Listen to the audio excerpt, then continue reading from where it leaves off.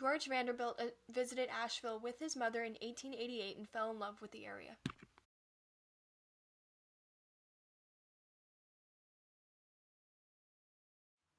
Construction began in 1889 and lasted for about 6 years. One has to wonder why George Vanderbilt, a bachelor at the time, felt a need to build such a large home. The land covered 125,000 acres, but the house covered 4 acres. He first opened up his house to friends and family on Christmas Eve of 1895. The only real tree in the house every year is in the Grand Banquet Hall. It is a 35-foot Fraser fir. There are 500 electric lights, 500 gifts hanging from the tree and under the tree, and also 500 ornaments. 200 gifts every year were given to estate workers.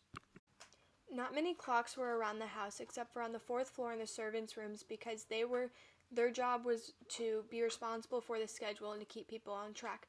Breakfast was served at 9 a.m. every day, and dinner was served at 8 p.m. It was the entertainment for the night, so it lasted 2+ hours. One of George's favorite rooms was his library. He personally picked out all of the books. 23,000 books were in his original room. Now there are 10,000 volumes in the room. All the books. There were 8 languages in total. There were passageways on the balcony for guests to come enjoy as their own. George had a few large bowls, vases, that were blue and white with dragons on them for decoration. They were originally used by Chinese Ming Dynasty emperors as gold fish bowls. Mr. and Mrs. have different changing rooms due to dressing habits because it was inappropriate for them to see each other changing.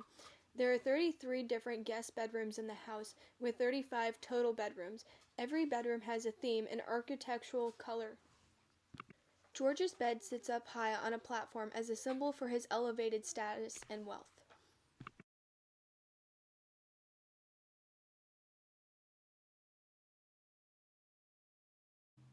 Only in a few bedrooms does the original drapery still hang.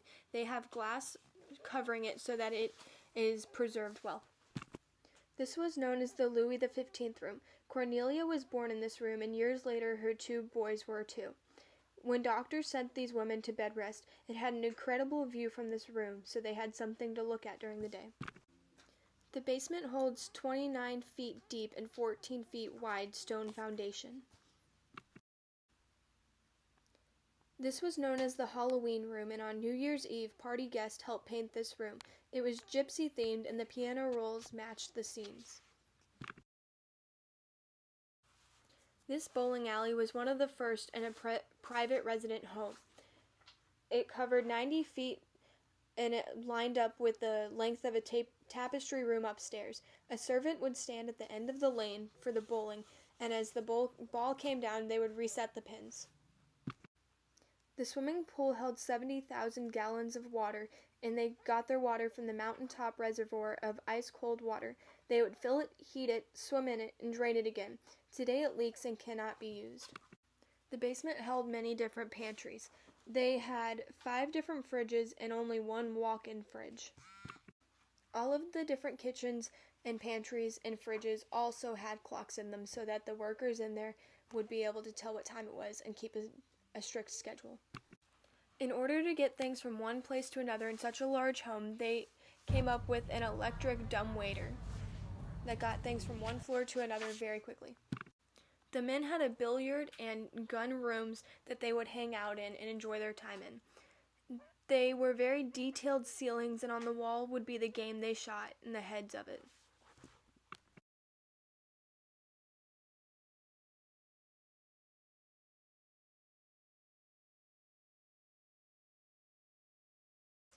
This house is a symbol of wealth and lifestyle that comes along with it. Its detail and beauty was unique and seldom for the time period. The house is open to the public almost year-round. You can buy tickets ahead of time, and you can also do audio tours or a private tour. They decorate largely around Christmas time, and it is very popular then.